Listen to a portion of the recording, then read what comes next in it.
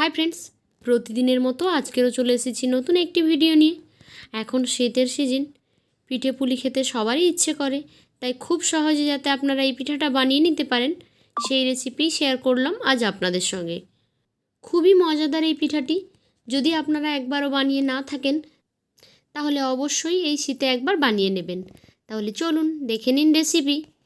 এর জন্য প্রথমে আমি একটি কড়াইতে দিয়ে দিয়েছি 1 কাপ পরিমাণ জল।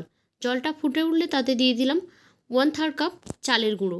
চালের গুঁড়োটা দিয়ে একটু নেড়ে চেড়ে 5 মিনিট মতো এটাকে আমি ঢেকে রেখে দেব, যাতে খুব ভালোভাবে এই চালের গুঁড়োটা কুক হয়ে যায়। ফিরে আসছি 5 মিনিট পরে।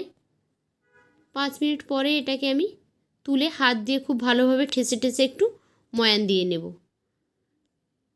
তবে এটা একেবারে ঠান্ডা করা যাবে না, হালকা গরম অবস্থাতে যদি ঠেসে নিতে পারেন তাহলে খুব ভালো হয়। তবে মনে রাখতে হবে খুব ভালোভাবে এটাকে কিন্তু ময়ান দিতে হবে। যত ভালোভাবে ময়ান দেবেন পিঠাগুলো কিন্তু তত ভালো স্মুথ হবে। এখন এই ময়ান দেওয়া ডো থেকে অল্প অল্প ডো কেটে নিয়ে এরকম হাত দিয়ে লম্বা লম্বা করে শেপ দিয়ে তৈরি করে নিচ্ছি। দেখুন, জাস্ট রোল করে নিয়েছি একটু সরু করে। তারপর এখান থেকে অল্প অল্প অংশ কেটে এভাবে একটা একটা লম্বা সেমাইয়ের মতো আকার দিয়ে নিয়েছি। দেখতে পাচ্ছেন কিভাবে আমি তৈরি করে নিয়েছি।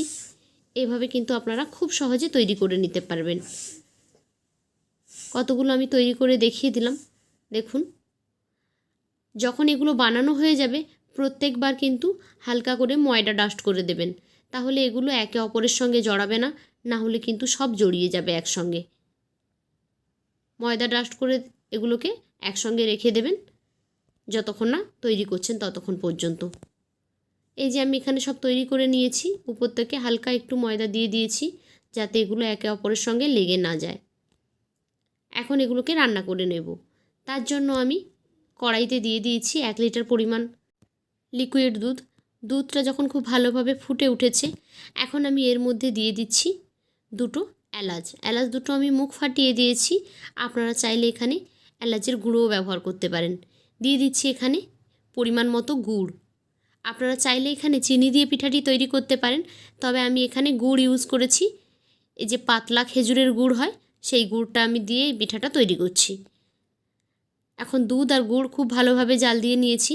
খুব ভালোভাবে যখন এটা ফুটে উঠেছে তখন এর মধ্যে আগের থেকে তৈরি করে রাখা পিঠাগুলো দেব। অবশ্যই তার আগে লবণ দিয়ে নেবেন স্বাদ অনুযায়ী। তারপর এখানে যে পিঠাগুলো তৈরি করে রেখেছিলাম সেগুলো আমি ঢেলে দিচ্ছি। পিঠাগুলো যদি আপনারা একটু মোটা সাইজের করেন তাহলে একটু সময় লাগবে ফুটতে, আর তা না হলে কখনো কখনো 7-8 মিনিট সময় লাগতে পারে বা তারও বেশি সময় লাগতে পারে। পিঠাগুলো কতটা মোটা হচ্ছে সেটার উপরে নির্ভর করে। এখন এটা যতক্ষণ না খুব ভালোভাবে কুক হয়ে যাচ্ছে আর একদম ঠিক হয়ে আসছে ততক্ষণ পর্যন্ত এটাকে ফুটিয়ে নেব। দেখুন, একদম ঠিক হয়ে এসেছে।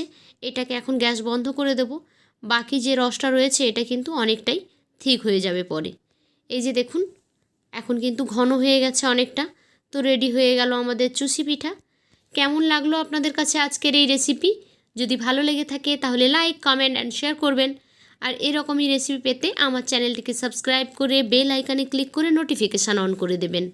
আর যারা ফেসবুক থেকে দেখছেন তারা প্লিজ পেজটিকে ফলো করে দেবেন, ভিডিওটিতে একটি লাইক দিয়ে দেবেন। তো আজকের মতো এই পর্যন্ত। ফিরে আসবো আগামীকাল নতুন আরও একটি ভিডিও নিয়ে। ততক্ষণ সবাই ভালো থাকুন। টাটা।